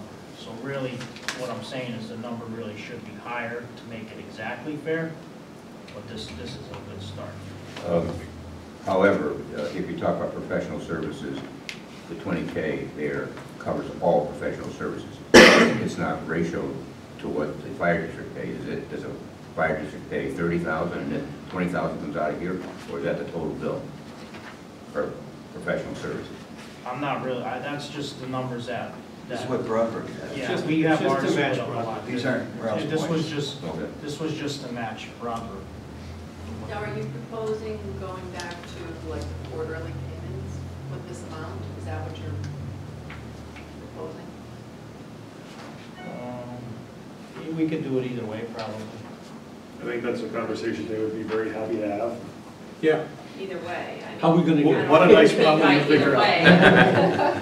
I Um, mean, if we're all of a sudden starting to pay salaries as the town, then that would impact our workers' comp, and that would impact our Right, that's why. FICA and everything, so. Well, that would remain separate, so really, we would need the lump sum at the beginning of the fiscal year. And that doesn't really matter. But we would be doing all that. Yeah, Okay, I just, you're doing a budget line items. right, that would all be Salary. separate because we take care of that. This was basically just the number that, the same as Broadbrook had, just, So you're proposing going in as a lump sum. yeah. Shouldn't we have a piece of paper that tells you how you're going to spend the taxpayers' money, the $432,000? You know, if this is just a Broadbrook allocation, shouldn't we have an allocation from you that says how you're going to spend your $432,000? I'd like to see that. You can see the fire district budget when it's completed. It's going to be more than 430. I understand, but, and some of that really is, from my standpoint, being, very small about it. I only care about what the town has to pay. If the people on that, in Grouse Point are being taxed for the district, then that's really not an issue that I have to get into or want to get into, because I'm not paying that bill, but I'm paying the $432,000, and I'd like to know where that's going to go. Yeah, but that's not the purpose of it, though. Again, the purpose of that is, and it's just a Band-Aid to try to equalize the responsibility on the taxpayers. And I understand that. And the town attorneys, 2 years ago said it should be studied more. Let's study it. The other And make thing it is, right. the district has autonomy. They can put numbers on it, not saying this is what you do, you just can't. They don't have to adhere to anything they tell us in terms of. And I understand that. Same thing with the Board of Ed, they do that all the time, you'll see that shortly. But they could, I mean, if it would help, when they make their budget, they could check off which budget items. That's all I was we put our interested in. money But this is to. going, this is going to go past your budget time. Yeah. And we're going to the next year. We're talking about next year, not this year. And we need this system to start this year. Yes, I agree. I would love to give you an itemized budget, but it's not going to be a time, it won't be done in time. Yeah, it wouldn't be accurate. Because we're still working on the concept that we might not get this, and if we don't, then we have. So we're doing two budgets, I understand that. and it's very difficult. It is, and in future years sometime, it should not be that hard. Oh, no, we have no problem next year, the year after, if we're included this year. Yeah. But to do what you want to do, we're talking about getting into the 2019, 2020 budget, which I have no problem doing. And that's probably consistent with a timeline to get the necessary changes, Exactly. to the way the district is set up. And get the Well- departments to agree that it's a good way to do it. If we do get to the point where we are consolidating the budget for both fire departments, we will be sitting down with them and working their budget and our budget simultaneously. No, you're gonna be working your budget, the whole thing. It's no longer them and yours. It's the whole town. That's what I just said, simultaneously. Yeah. We're gonna need what they need for expenses, they're gonna need what we need for expenses, and we're gonna put it together and come to the town, or we're gonna tax as a fire district for both. But we are going to have to work together, and they don't need, for instance, with the town garage, with the town plowing their driveway, we pay for ours. That's an expense that doesn't show up here. But in the future, if we do it Yeah, right, it would. then the same snowplow will probably plow the same, the two driveways. Well, not. They won't, no. the town can't plow the district's buildings. Well, but if we're one district. If you're one district. If you're one district. That's what I'm you saying. guys would- We'd have to If hire we're a smart enough contractor, to Yeah, something or to do now. maybe the town would say, Yeah. okay. You would be If our we're smart enough to- landlord unless you would be our landlord unless For we the Broadbrook built another Firehouse. station. That's You your still own building. So we would have to come up with a lease agreement. We You'd would have- be responsible for. You'd for have to plowing lease that building, that part of that See, building. that's a But not- detail. But not the two in the district, because that ownership issue hasn't changed in any of these scenarios. But when we go to the voters, that's exactly what we'd say, that the town would lease the building to you guys for, or the district, Right. for $1, whatever is a year. And the equipment. And then you'd have to pay for the Or plowing. you'd have to sign Or over buy- the equipment to the district. No, we'd lease that. Or, Yeah. either way. I mean, Yeah. Either, Yeah. that would have to be. Okay, this budget sheet, you know, is what Broadbrook had, but it doesn't get into, these are just major areas, it doesn't get into other things that you're talking about, right? And so, but you think that's included in the 432 or not? I guess, Andy, you know, when you look at this, if we had from Warehouse Point, these are Broadbrook's expenses by line, okay, with some increase or whatever, okay? But it's, at least that's a base point. And if you guys could give us this with whatever this line item is, what's your expense, as you know it, you know? We I can mean, do that. Okay, I think that would be helpful. It would to me. You see what I'm That's saying? what I was asking. It's just before. taking our $623,000 budget Huh? and pulling out $435. That's all I was asking for. Yeah, and That is we can It's do not, that. it's not pulling out the 430, it's pulling out to salaries, you know, part-time. Exactly. These line items, whatever these line items are, Mhm. you know, what's your expense for that? Mhm. Okay, how much are you paying for that? So are we talking then, you know, comparatives to, you get what I'm saying? I do. Yeah, That's all I was asking. that's up for that. Not to pare it down to match the number, but to what these items are. Those are pretty close estimates to what they would be used for. On your side? Yeah. It's just not all inclusive. There's, Not to the dollar. there's itemization missing. You know, you talked about that, the workers' comp, the fire marshal expenses, the whatever's. Right. Yeah, it's apples to apples, plus some other stuff. Right. Well, again, the only point of this here is to It's illustrative. make to make the taxation fair, so that, see, these are Broadbrook's dollars, say.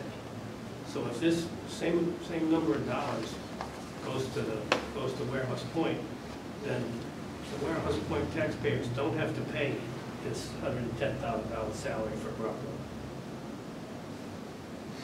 They're only paying their own, whatever it is. Yeah, but I think it would be helpful if you could break it out like like Charlie and Andy suggested. Maybe you could, we got time, we're, as a Board of Selectmen, we haven't gone through and decided what we're gonna do, really, to anybody. So if you could get us that information, I think. Well, I mean, Yeah. it's basically there. I just use the same lines that. I think, like Vic said, you could look at last year's budget and you give us last year's budget. And I guess you haven't got this year's budget together yet, so that'd be interesting to see last year's budget in your line items. That Well, our budget's much more detailed than this. I just took their lines, like professional services. That includes, that's pretty much what we're gonna spend on professional services is $20,000. I changed the numbers in there to reflect what we would spend. They had a lower insurance payment, I think I had to change ours. You know, if you- So these are not Broadbrook numbers. They're Broadbrook numbers with you reworking them. These are the categories that Broadbrook submitted. I understand that. And I changed the numbers to reflect what we would spend over on our side of town. So what you're saying is you've already done what Charlie and I asking for. Right. These are your numbers Right, I just- for those categories. You know, I didn't break down professional service as our accountant and our fire marshal, whatever. Our categories are 4 pages. These amounts here are spread over 4 pages, and scores of different components. So you backed into the 432. Yeah. I just made it the same number that Right. Broadbrook had. Either way, even looking at the categories, all we're looking at is the bottom line, making it equal and fair. And because it's a lump sum, all we'd be talking about is the bottom line anyway. Right. Right. Do you have a copy of Broadbrook's budget? Yeah. In your book? Yeah, and it's Put them it's side just, by side. and look- Very yeah, simple. I did, there's only three differences. Professional services, they have 10,000 less. Educational dues, you have 10,000 less. And then life insurance, It's like very. you have more. Very And so actually, well, we must have missed one. Oh, we did, so in annuities, you have Less. 10,000 less. Right. And so it balances out. So you Use the changed same four, number, yeah. but I did change the categories to be closer to reflect on what we would spend in those categories. Their annuities would be a little more than mine because they have more members, stuff like that. They're So- asking for $432,000. Holy shit. That's a steal. Used to be like 208, Well, not that yeah. long ago. Part-time But salaries. Part-timers. don't forget, no, it really wasn't 208. Because don't forget, the incentive program was 180,000, that was a separate line. That's true, that's true. And You're right. so Same that's thing where with the annuities. Annuities misconception. weren't in the budget. Right, You're- yeah, that's right. and that's when we split off. Insurances too. You know, when we split off, we had to take the incentive over, we had to take, so that's why it looks so much. Yeah, it's actually more That's why it looks transparent so now. inflated now, because when we were getting our operating budget, it was 240 or 230 from you guys. But we were still using your town money, so we were getting, our incentive money was In a separate. separate account. Because it was coming from you guys, so You're right. really, it looks like, you know, we went from 230 to $600,000 in the budget, but when we really only went up what our capital Well, good. expenses were. Expenses are in other areas. I don't see dispatch here. You know, Broadbrook's Yeah, dispatch has to be dispatch. somewhere else, and that's, what, $18,000, Yeah. $1,000? It's probably a police budget. Yeah, no, it is. Communications, that's where it is. Yeah, it's Yeah. 26,000 for, I believe, County. Broadbrook and the ambulance, So they. where we're paying ours out of our Yeah, own. and it's not here. Are you sure you don't want to share the Collin County too? Yeah. We pay, it's Bring it up. a per capita thing, it's Just like the $3 per person. It's, Oh, okay. Can we share that down, just for a line on them? Or a line on it? Dispatch is $26,000. Yeah, it's 20,000 for Broadbrook and 6,000 for the ambulance. And then we pay another, We pay 15,000. 15 out of our budget I pay $40,000 a year for dispatch services. it's $3 a person. Yep, it's per capita. So that means it should, we have 11,500 people, give or take, so it should Yeah. be less. Well, That's 33, that's I wonder if 33,000. we're getting tagged twice for the ambulance.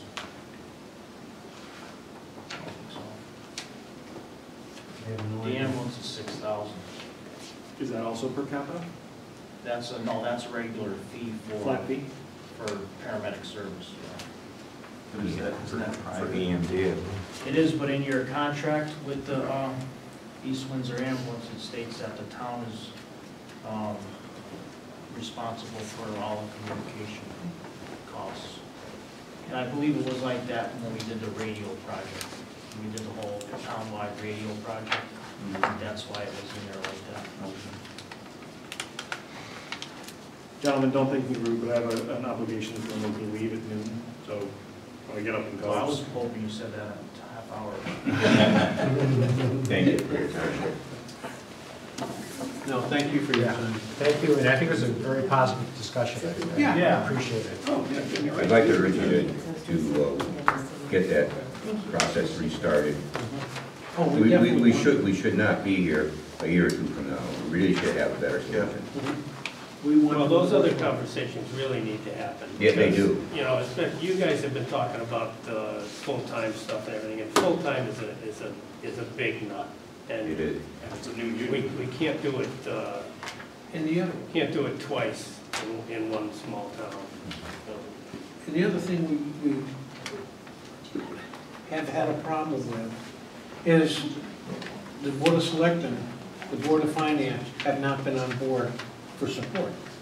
So it's just a few individuals in each side of town wanting something. Now, if we can all get together and go for the same goal, I think it will tell the townspeople, this is the avenue to take. I don't know the history, but it sounds to me like we should really do that, you know, to get that thing focused, so we can go to the town folks, and they have to understand, it's the same money, that they are not being overtaxed. Right. It's just being taxed differently, and in a way that will manage long-term the fire departments better. Certainly my objective is, you guys, I think, know that I've got to get this done, Amy's got to get it, you know, Jason's got to get it. We just need to complete this, we can't keep screwing around with this. Please let the board know when you're doing that. I really would like to sit in, because I would like to thoroughly understand it. It is not a simple issue. It's complex. Be happy. Thank you. Thanks a lot. Thanks very much. I'd like to take a Missed the 5-minute break. I missed the end. Before it comes up. I remind you that the camera's still on, so be positive. Andy, you asked about district records. I don't know if you remember, we had a fire in the firehouse in July '76. We lost it. And they went, right? Yeah. Okay. So I get 30 seconds, Jason. You know, I'm not looking for arson. I'm not looking for a big deal. Yeah, they never, well, they claimed they caught him, but, you know, health issues. Thank you so much. So, I'm not looking for a big deal. It's just, you know, it gives me a perspective. If those of you who know were to make a one-page, you know, single line item for each one of the events, I'd sure appreciate it, just because I'll have that better understanding of the history. Yeah, I'm working on putting a PowerPoint together with all that information. That would work too. If you wanted to, all those, the East Windsor Fire Protection minutes, the meetings are actually online. They are. yeah, they're all on the town's website, under their own category. Right there. Yeah. Thank you. And we'll get, I'll get you a copy of the final recommendation that they sent. Yeah, I'd like to. Thank you. Thank you, guys.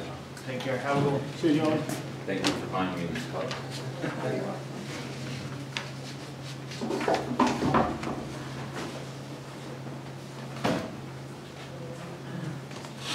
Sorry, Wendy.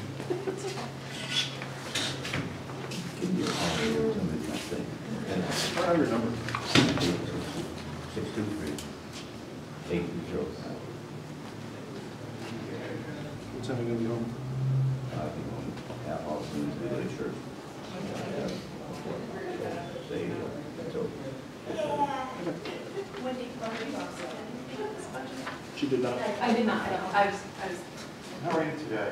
I've not make heard- sure I didn't miss it. We had a very nice conversation after the meeting that day.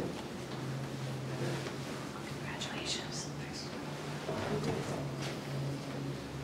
This wasn't here before, right? No, I just had those the other night. That looks nice. They are beautiful, but they're all in one section of town. Probably should be considered moving forward. But they are really nice. Yeah. The two here are my two favorite. I actually think the cemetery one is my favorite. You ever go to the Memorial Day ceremony that they do out in Melrose? No, I never have. It's cool. When is that? Memorial Day. I think that one is. Sunday usually, isn't it? Is that Sunday? And the Warehouse Point one is I was Monday? gonna say it's probably Monday, right? But it's like the shortest parade in America. Everybody lines up, it's an actual parade, they line up and they walk from the Melrose Schoolhouse to the Melrose Cemetery, which is across the street. Oh, that's cute. It is a really cool event, and they have, there's a woman, Karen, I think is her name, she lives out in like Karen Bart Nelson. Hempstead. What's that? Carol Nelson. Yes. Nelson. She lives out in Bart Hampstead, and she every year comes back to organize the event. She's got family roots here. It's a really fun And one anybody event. can do regardless of their physical abilities. Yeah, and it's gotten bigger in the last couple of years. Like there were probably close to 200 people there last year at one point, and it was well attended. Yeah. Depends on, certainly depends on the weather, and it Of course, depends on, we could be in a heat wave by then. For all If we you're know. conflicting with anything else going on in town. That's a fun one. And I am not a fan of parades. I'm not a big fan of crowds or loud noises. I know how much fire truck costs. I find nothing redeeming about parades. That one is an exception. I actually really enjoy that one. That's not much of a parade. Well, he said that he got the photos. Onward. But it's a great event, yeah. They shoot musket, Oh, nice. Kind of fun. Okay, I guess we'll reconvene. And so Wendy, you're here. So I don't know these two gentlemen. My name is Wendy Parker. I'm Charlie Smitsky. Charlie, nice to meet you. Good to meet you. Andy. Andy, nice to meet you too. So you have the floor. So I was just looking to get advice. And I may or may not look at my notes. I just have them, I get nervous sometimes talking in public. But I just, as you guys. This is a pretty robust audience. Well, yeah, no. Well, and I looked in back, I'm like, there's a camera on. Actually, Gail, you're welcome to listen, but I don't think we're not going to do budget stuff. What about selectmen stuff? I think, and that's a good point. We're going out of order now as far as the agenda goes, but I think maybe we should vote on it. Because the Board of Selectmen is my presentation, we can do it at another time. So we'll Move it to another meeting. move it to another meeting. Yeah. So I would move that we move the Board of Selectmen to another meeting. Is there a second? Second. Okay, all those in discussion? All those in favor? Aye. All right, so now, Gail, it's up to you. I'll listen. All right. So, as everybody knows, we closed on September 26th because the building we were renting was being put on the market. What do they use it for now, anything? Nothing at all, it's just sitting there. She's trying to sell the restaurant and the building, at least last I know. So we tried, and we had like no notice. It was literally, we had a couple weeks to basically move. So we tried real quick to find some place and just couldn't, because we would have had to go through all the permits and everything like before. So we decided to close, and then a lot of things happened, like my best friend's husband died, and a lot of different things going on that happened in the holidays. So this is the first time I've been able to take a breath and say, okay, we still have people dying of drug overdoses and suicides and all that, so there's obviously still a need. So I'm just looking for like advice, honestly. That's why I wanted to speak kind of informal. Where do we go from here? Like, is there any appetite in the town for that? Is Parks and Rec still looking at doing something? Different options we've talked about before, like combining with seniors, is there any town space? Like, there's a lot of different questions going through my mind. And before I'm willing to commit to wanting to find another space, I need to know, what support, and I'm not talking financial at this point, that's not, I'm just talking like from a moral and not going through the loan perspective, because I feel it's something that the town hopefully does and should care about, because it's our kids and our future. And just, what should we do? Are we even, questions like, are we still even a committee? Because I think our committee time maybe ran out, I think we had 18 months, so do we even exist? Am I even official? You know what I mean? Those kind of questions. If we do move forward and decide to try to do it again, I'm going to say from a personal perspective, we'll definitely need to get, I'll need to get a lot of new people. I'm not sure if any of the existing committee people would even want to do it anymore. There's a lot of different things that we would need help on. I came up with a list of all the different committees I'd want to see in place, and that's something personally I need to go to the town people and get people to, to help, because everybody says they want it, they think it's a great idea, we should do it, and I'll help, but when push comes to shove, it's still the same core 3 or 4 people doing things. So I need to, on a personal level, set boundaries so that my personal life doesn't suffer, my boys still have their mom, you know what I mean? So that's all personal stuff. So again, I'm coming to you as people who care about our town, not really an official thing, so it feels kind of weird. But, So I mean, I guess, I don't know. Is there a need, where do we start with that? So, Well, let me ask you a Yes. question, okay? While you're thinking. That, you know. and I know you need to leave, I won't take personal offense if you get up and leave, because I know you've supported us from before day one. So just to tell you that. Thank you for that. I don't know, and I hate to use this term in today's time, that is there, you know, a want for something like this? What was your participation level when you did have it open? I know over time it's kind of been, it used to be kind of popular, then it, you know, took a dive, and Yep. you know, the things today, my observations are this, you know, when you see a kid on a bike, it's highly unusual, you know, that they're not doing that. You know, they're sitting next to each other texting Yep. one another, Mhm. you know, or they're playing a video game, you know, and that camaraderie. Or unfortunately, they're getting high with their friends. Yeah, or, you know, the camaraderie with the youth center where people are together. I don't know, because, you know, is that something that is in the past, and maybe they'll recycle, but I don't see that today. But that's my personal observation. Well, I can speak to our history. We were open. Bye, have a good day, and congratulations again on your marriage. Thanks, Woody. We were open from October 20th, 2015 to September 26th, so almost 2 years. We had 94 different kids come over that, a lot of them multiple times. Towards the end, we didn't have a lot to offer. So that's like one big thing, is if we do it again, we would want more space. We had offers of people to donate pool tables, ping pong tables, air hockey, all of that. We didn't have the space for it, so to attract older kids in high school, we didn't have much. And even the middle school kids that we had, we weren't allowed because of our location. We made like a deal when we came in front of planning and zoning to not let the kids go outside because of concerns from the neighbors. And we had one neighbor, literally one day, kids stepped outside to look at pumpkins they had painted, and we had the person across the street videotaping them to show that we stepped outside. So most of our kids were middle school kids, surprisingly middle school boys. And they liked to play basketball. We couldn't put up a basketball hoop. So I think for what we had over time, the interest dwindled because it was the same as sitting in their living room. They would come, and we had 2 different areas with video games and some board games and a kitchen area where they could eat. But we still did, like towards the end, I would say we were just averaging between like 3 and 7 on a night. But that's still 3 or 7 kids that would have been potentially walking on the streets, if you know what I mean. Our biggest night, we had 27 kids. I don't even see that. Yeah, I know. But on our biggest night, towards the beginning, we had 27 kids in a small area, and we didn't have any trouble the entire time we were there. We thought we'd have to deal with potentially attitudes and people misbehaving. Yeah. The most we ever had to do was say, hey, keep it down because they're laughing too loud. So I mean, we were blessed in the fact that we didn't have any issues to deal with.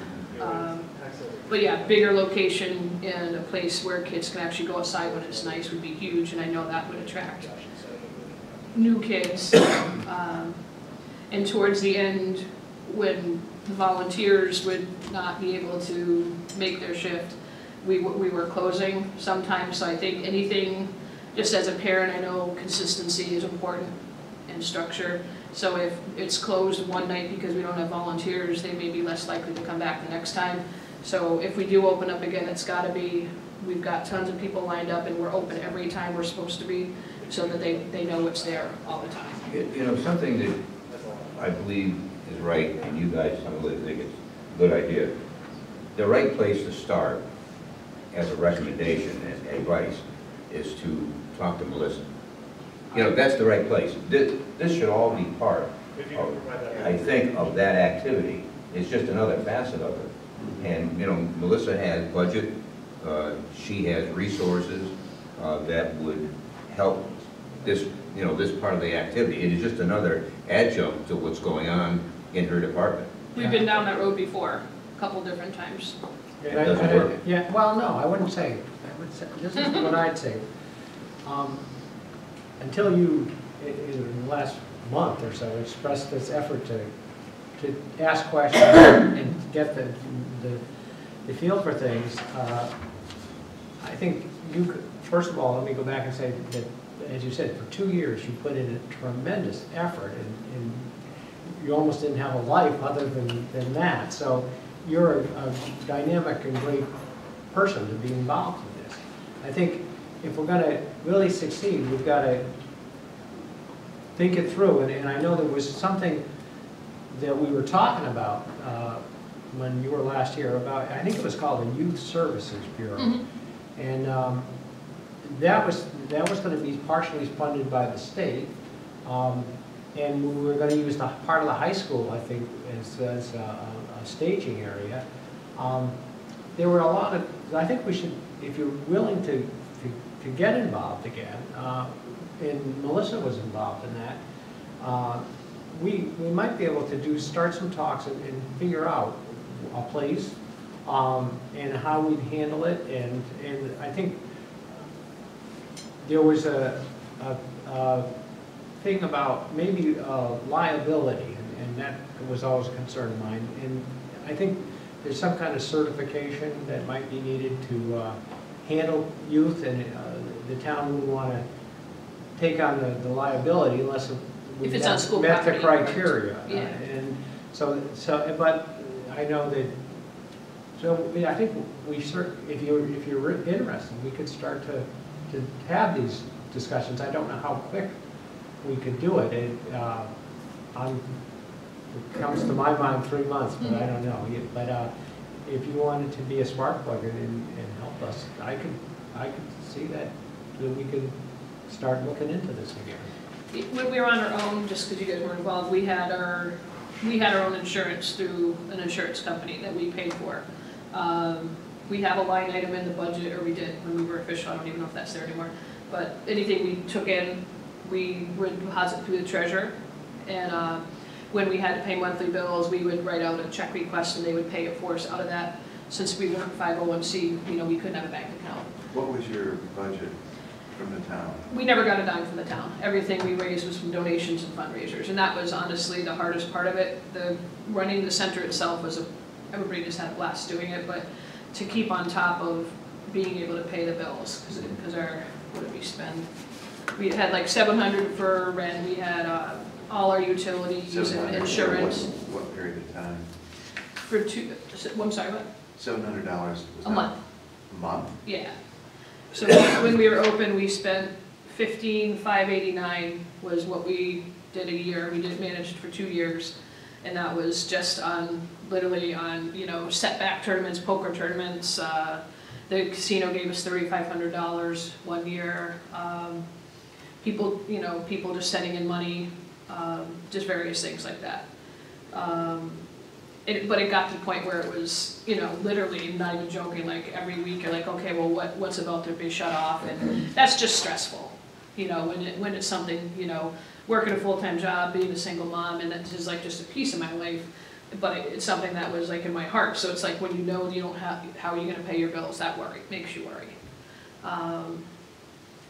So the liability, like when we have our own place, like outside of the town, we were able to pull on the liability, so we could even do field trips if we wanted to. We couldn't transport kids, but our insurance would cover. So if it goes into at least a school, I'm not sure about a town building, it would complicate it just from that perspective. It also lowers the hours of availability, which was the only big concern before, is we were trying to be available like after hours and weekends type thing. But the after school was just going to be when school's in session for a couple hours in the afternoon. So, but anything's better than nothing. But you have to understand, what can be done. Yep. With the least amount of financial impact on the town. Absolutely. And I think that starts with the dialogue that Bob was saying, in a month or 2 or 3 or whatever, to try to figure out if your program can be meshed with the, what was Parks and Rec or wherever. It doesn't sound, intuitively, it doesn't sound like that should be undoable. It sounds like, you're an adjunct to other things that Melissa's doing. And somehow, they should be able to play together. Do you have an outline as to, every town base is a bit different, and now whoever is going to the center, they most likely have to be driven there by Okay. parents, right? A lot of them walked, yeah. A lot of them walked, okay. So it depends on where it's located. If it was at Scout Hall, no one's coming, because they're not gonna walk there, you know? Yeah, exactly, That's yeah. my point. Do you have any, like, a briefing outline as to what surrounding towns have, and as a youth center, what their participation is? What do they provide? I'm sure we could get it, Where is because it- Southwood where is has it a good located? one, Enfield has a good one. You know, like Ellington, Windsor Locks, those are more comparable in size and, Mhm. you know, and the geo is spread out like that as well. To, you look at Crystal Lake, you know, is it out there or is it the center of Ellington kind of thing? So if you could get that together, I think that would be really helpful to see, you know, is it booming there or not booming there? We were talking about library earlier, you know, about the Broadbrook Library and, you know, the participation there. And there was actually more people going there than I thought there were when he spoke about it. But when you go by the Ellington Library, that Hall Memorial Library, whenever you go by, there's no place to park a car. Parking lot's full. You know, so that I think would be very important in your quest here to do something, to see, you know, what programs do they have, what's the participation level, you know, do they walk there, they get driven there, those kind of simple things, and to see, is it up, down, flat, in terms of Yeah, we could definitely look at that again. Yeah, and more, you know, what are the activities that they have there? You know, what draws them there, what's gonna help? Yeah, and some of that I already have, because we were working on it for 18 months before we opened 2 years ago. Yeah, So we did all that research ahead of time. okay. But I can certainly revisit. I know South Windsor's has a new person, she retired after 25 years. But the ones, Enfield and South Windsor, I know were run through the town, Yeah, not by volunteers. And they both felt that that was key, because if you're a volunteer, you can't, you know, you can't show up, you don't, but you can't like be mad at someone for not showing up for a volunteer position, so it's kind of like a fine line. But of course, that also requires money. you know, and, you know, where'd they have it, you know, again, the majority of the kids that went there, that they were able to walk, was it a high density population right there, you know, or? We picked this location because of its proximity to Mill Pond, and honestly, I would say a very small percentage came from that area. And we did have at least half, if not more, were dropped off. And it was, a lot of them were like my youngest son's friends, like their parents would drive them, and it was a way that they would just be able to get out, kind of, they used to jokingly call, you know, kids happy hour, because the kids were able to get out a little independence away from their parents, and have some safe fun. And Andy has told me, we were supposed to end at 12, so. And I got you going, and I don't mean to be rude and walk out on you, but I really do think that it should start by having discussion with Melissa, see what can be done. Yeah, we can certainly go down that road again. I'm not, your activity. definitely not opposed to it, never was. Yeah. So, Are we like even officially a committee? And I understand if you have to leave, but. I don't know. And I'm the first selected, so I'd have to research that. Okay. And, I'll ask for your phone number. I probably could dig it out, but here. Get your phone number and email address down. And so we'll start corresponding, and we'll get you back again. Right now, we're kind of tied up with budgets, and that's why I put you in, and the meetings are full too, so anytime we can get the boards together, we take advantage of that. So. But I'll start to make some inquiries too, and we can correspond. Well, people have spoken up of how we should have one. I've told people that Board of Selectmen meetings are always open to the public, and they're welcome to come. Although our public participation, we curtailed it a little bit. Oh, did you? Yeah, we got one at the end now. I don't think we did, but you allow people to talk as long as they want. It's not so much back and forth, but certainly you can and then we'll get back to you, and we, like I say, you have my email, I'll start emailing you, and we can work on this. And I can, if you want, I can send you like my thoughts and questions that I already have. Okay, that'd be great. Thank you very much. Yeah, nice meeting the two of you. Sorry we didn't give you more time. That's okay. At least I know a lot about fire districts now. There's a lot more to learn too, because Yeah, perfect. we don't know what they're doing. Thank you, you take care. Thank you, you as well. Bob, see you later. Yeah, Yeah. yeah, thank you. Oh, okay, I'll pick that up. I'll get going. I think we'll, move to adjourn. Oh, you're right. All those in favor? Aye. Aye. Considering you're the only one left, right? Yeah. Have a nice day. Bye now. Bye, Bob. Okay.